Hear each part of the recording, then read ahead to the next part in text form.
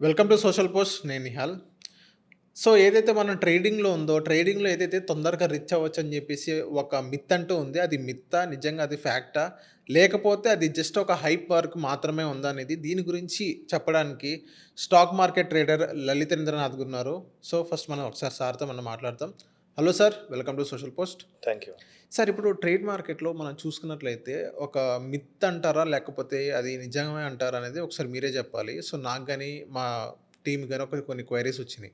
So, ఏంటంటే trade మార్కెట్‌లో తొందరగా రిచ్ అవ్వచ్చని జెప్పేసి ఒక హైప్ వరకే అంతవరకు ఉందా? లేకపోతే ఇంకా ఏమన్నా అది నిజంగానే ఉందంటారా? స్టాక్ మార్కెట్‌లో అంత ఈజీగా రిచ్ అవ్వచ్చు అనేది నిజమైతే, సెబీ రిపోర్ట్‌లో 95% ఆఫ్ ది ట్రేడర్స్ లాస్ అవుతారు అనేది ఎందుకొస్తుంది? ఓకే. సెబీ రీసెర్చ్ ప్రకారం 95% ఆఫ్ ది ట్రేడర్స్ లాస్ అవుతున్నారు. ఓన్లీ 5% మాత్రమే సక్సెస్ అవుతున్నారు. ఇంకా ఈ రీసెర్చ్‌లో డీప్ రిపోర్ట్ ఏంటంటే, పర్టిక్యులర్‌గా ఆంధ్ర, తెలంగాణ స్టేట్స్‌లో పర్ హెడ్ 1.4 లాక్స్ నష్టపోయారు ఇప్పటివరకు. Per head. All over the ట్రేడర్స్‌లో on an average per head 1.4 lakhs నష్టపోయారు. ఉన్న మొత్తం ట్రేడర్స్‌లో యావరేజ్‌గా ఇంతమంది నష్టపోయారు. ఎందుకని సార్ ఇంత పర్ హెడ్ 1.4 లాక్స్ ఎందుకంత చేంజ్ వచ్చిందని? అంటే వాళ్ళకి అవగాహన లేక? లేకపోతే వాళ్ళకే తెలుసని ఏదైనా ఇన్వెస్ట్ చేసి అలా చేశారంటారా? ట్రేడింగ్ చేసి? బేసిక్‌గా ట్రేడింగ్‌లో ఈజీ మనీ అనేది ఒకటి బాగా సోషల్ మీడియా ద్వారా హైప్ క్రియేట్ అయింది. ఓకే. సో, దానివల్ల ఏంటంటే ప్రతి ఒక్కళ్ళు కూడా అంటే ఒక కామన్ మ్యాన్, ఒక మిడిల్ క్లాస్ మ్యాన్‌కి ఎలా ఉంటుంది? ఫర్ ఎగ్జాంపుల్ ఒక 50,000 వస్తుంది లేదా ఒక 1,00,000 వస్తుందనుకోండి. నా ఈఎంఐలకి ఇంత పోతుంది, నా ఇంటి రెంట్ ఇంత అవుతుంది, నా ఖర్చులు ఇంత అవుతున్నాయి. నాకేదన్నా ఒక చిన్న ఇన్‌కమ్ ఉంటే బావుండు. ఇంకొంచెం అడిషనల్ ఇన్‌కమ్ ఉంటే బావుండు. ఒక 20,000, 30,000 వచ్చినా చాలు అనే దీంట్లో ఉంటారు. సో, వాళ్ళకి ఈ సోషల్ మీడియా ద్వారా ఏంటంటే స్టాక్ మార్కెట్, ట్రేడింగ్‌లో ఈజీ మనీ. సో, రోజుకి మీరు ఇంత పెడితే ఇంతొస్తుంది అనే ఇలాంటి కొన్ని వీడియోస్ వల్ల ఏంటంటే, ఓకే. మనం కూడా చేస్తే మనం కూడా వస్తుంది అన్న మెంటాలిటీ సగటు మిడిల్ క్లాస్ మ్యాన్‌కి ఖచ్చితంగా ఉంటుంది. హ్మ్. సో, ఆ ఉద్దేశంతో వాళ్ళేంటంటే ఒక చిన్న ఎక్స్‌ట్రా ఇన్‌కమ్ ఏదైనా జనరేట్ చేద్దాము. ఒక 10,000, 20,000 అన్నా జనరేట్ చేద్దాం అన్న ఉద్దేశంతో ఫస్ట్ ఎంటర్ అవుతారు. ఎంటర్ అయిన తర్వాత అది ఫస్ట్ ఏదన్నా మనీ కొంచెం వచ్చిందనుకోండి. అనుకోకుండా వాళ్ళ లక్కో ఏదైనా కలిసొచ్చి కొంచెం మనీ వచ్చిందనుకోండి. వాళ్ళ మైండ్ సెట్ వచ్చే ముందు ఏంటి? నాకొక 20,000 30,000 ఎక్స్‌ట్రా ఇన్‌కమ్ వస్తే చాలు అని వచ్చిన వాళ్ళు గ్రీడీనెస్ పెరిగిపోతుంది. ఓకే. సో, ఆ గ్రీడీనెస్ పెరిగిపోయి ఇంకా చేసి, ఇంకా చేసి ఓవర్ ట్రేడింగ్ అయిపోతుంది.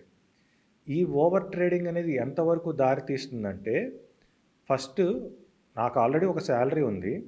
దానికి అడిషనల్ ఇన్‌కమ్ తోడైతే నాకు కొంచెం బాగుంటుంది అని నేనొచ్చాను. చివరికి అది ఎలా అవుతుందంటే, నా సాలరీని కూడా తీసుకెళ్ళి దాంట్లోనే పెట్టాల్సిన పరిస్థితొస్తుంది. ఈ విధంగా స్టాక్ మార్కెట్‌లో ట్రేడర్స్ అనేవాళ్ళు ఎక్కువ మంది నష్టపోతూ ఉంటారు. ఓకే. సార్, ఇంకోటేంటంటే ఏదైతే మనం ట్రేడింగ్ చేస్తామో, ఇప్పుడు ఏదైతే చాలామంది నష్టపోయారంటారో, అది బేసిక్ అవేర్‌నెస్ లేకపోతే కొన్ని సోషల్ మీడియా ప్లాట్‌ఫామ్స్‌లో మనం చూస్తున్నాం. ఇప్పుడు కొన్ని వాళ్ళ దగ్గర డెమో యాప్స్ ఉంటాయి. ఇన్‌ఫ్లుయెన్సర్స్, సోషల్ మీడియా ఇన్‌ఫ్లుయెన్సర్స్ కూడా. సో, నేను ఇప్పటికిప్పుడు చూడండి ఒక రూ. 1,00,000 సంపాదించాను, 2,00,000 సంపాదించాను. సో, వాళ్ళని చూసి కూడా కొంచెం ఇంపాక్ట్ అయిందంటారా? వాళ్ళ ఇంపాక్ట్ ఖచ్చితంగా ఉంటుంది. ఓకే. ఖచ్చితంగా ఉంటుంది. కానీ మనం తెలుసుకోవాల్సిందేంటి? ఫర్ ఎగ్జాంపుల్ ఒక సాఫ్ట్‌వేర్ ఇంజినీర్ ఉన్నారండి. ఒక సాఫ్ట్‌వేర్ ఇంజినీరు అంటే జాబ్ రాంగానే పర్ మంత్ రూ. 1,00,000 వచ్చేస్తాయా అందరికి? రావు గదా! వాళ్ళకో ట్రైనింగ్ పీరియడ్ అని, ప్రొబేషనరీ పీరియడ్ అని ఇలా ఉంటాయి. ప్లస్ వాళ్ళ కెరియర్ స్టార్టింగ్ 20,000, 25,000తో స్టార్ట్ అవుతూ ఉంటుంది. అక్కడి నుంచి గ్రాడ్యుయల్‌గా పెరుగుతూ ఉంటుంది. అంతేగాని సాఫ్ట్‌వేర్ ఇంజినీర్ అనంగానే వాడు దిగటంతోనే రూ. 1,00,000 సాలరీతో దిగడు కదా అందరూ. ఆన్ అన్ యావరేజ్ అందరూ 20,000, 30,000తో స్టార్ట్ చేసి కెరియర్ ఇయర్ బై ఇయర్ వాళ్ళ హైక్స్ వచ్చి ఓ 5 ఇయర్స్‌కో, 10 ఇయర్స్‌కో వాడికి ఒక 1,00,000 సాలరీ వస్తుంది. హ్మ్. అదే విధంగా స్టాక్ మార్కెట్‌లో కూడా ఒకడెవడైనా నాకు ఇంత ప్రాఫిట్ వచ్చింది అని చెప్పాడు అంటే, వాడు దాని వెనకాల ఎన్నేళ్ళు కష్టపడి ఉంటాడు. వాడి కష్టం ఎంత ఉండుంటుంది. అవేమీ చూడకుండా ఇప్పుడేంటంటే మనకి మెయిన్‌గా యూట్యూబ్ అనేది ఒక ఇన్‌కమ్ అయిపోయింది. సో, యూట్యూబ్‌లో మనకు కావాల్సిందేంటి? రోజుకొక వీడియో గావాలి. రోజుకొక క్వాలిటీ వీడియో పెట్టాలి. సో, ఈ వీడియో క్రియేషన్స్ మీద దృష్టి ఎక్కువైపోయి, ఇలాంటివి చాలా పెడుతూ ఉంటారు. సో, వాటిని చూసి వాడు ఎంత రిచ్‌గా వీడియో పెడితే, ఓహో! వీడు ఇంత రిచ్‌గా వీడియో పెట్టాడంటే, వీడు చాలా జెన్యూన్ అని జెప్పేసి వాడిని నమ్మి, వాడి ఎనకమాల పడి ఎళ్ళిపోతూ ఉంటారు. ఫైనల్‌గా లాస్ అవుతూ ఉంటారు. ఓకే. వాడంత రిచ్‌గా వీడియో ఎందుకు పెడతాడు? వాడు యూట్యూబ్ వ్యూ కోసం పెడతాడు. అవును. సో, ఈ కైండ్ ఆఫ్ ఈ సోషల్ మీడియా హైప్ వల్ల ఎక్కువ మంది ట్రేడర్స్ నష్టపోతారు. ఓకే. సార్ ఇప్పుడు ఎక్స్‌పర్ట్స్ ఉంటారు సార్. ట్రేడర్స్ ఎక్స్‌పర్ట్స్ ఉంటారు. ఎక్స్‌పర్ట్స్‌ని కన్సల్ట్ అయ్యి అలా ట్రేడింగ్ చేస్తే మంచిదంటారా?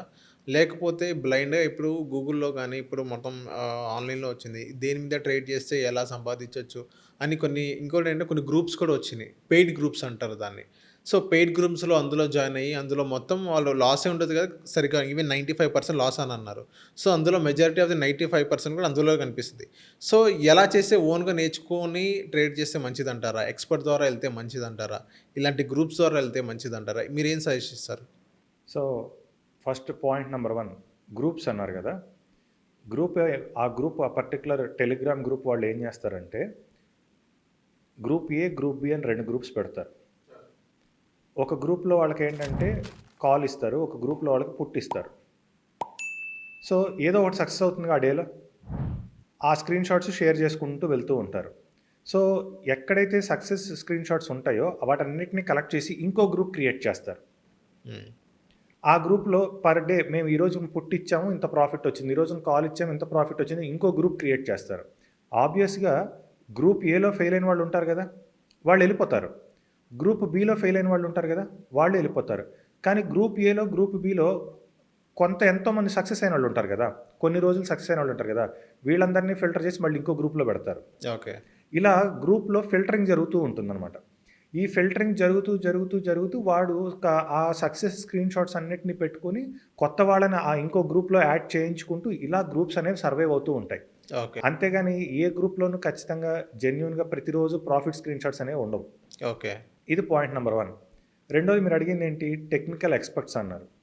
టెక్నికల్ ఎక్స్‌పర్ట్స్‌లో ఎవడు గుడ్ అనేది మీరు ఎలా డిసైడ్ చేస్తారు? What is the parameter? వాడు మంచి ఎక్స్‌పర్ట్ అనేది మీకు ఎలా తెలుస్తుంది? చూపిస్తున్నాడుగా వాడు ఏదో ఇన్‌కమ్ సోర్స్ అని, నేనింత సంపాదించానని. హ్మ్. చూపిస్తాడు. కానీ అది వాడికి వర్కౌట్ అయ్యి ఉండొచ్చు. మీకు వర్కౌట్ అవ్వాలని గ్యారంటీ ఏంటి?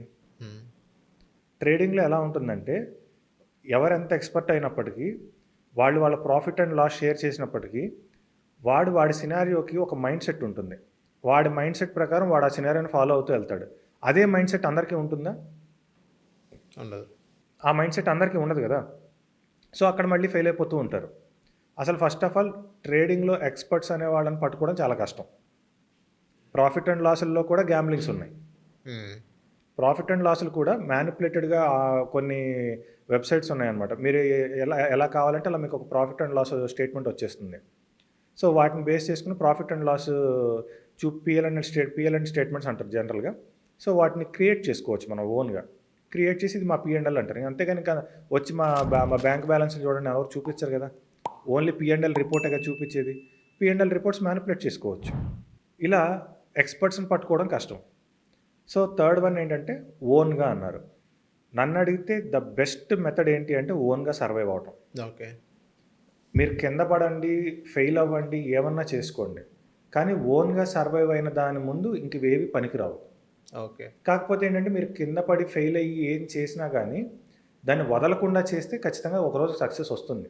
So, thank you sir. మా సోషల్ పోస్ట్ వచ్చినందుకు. Thank you.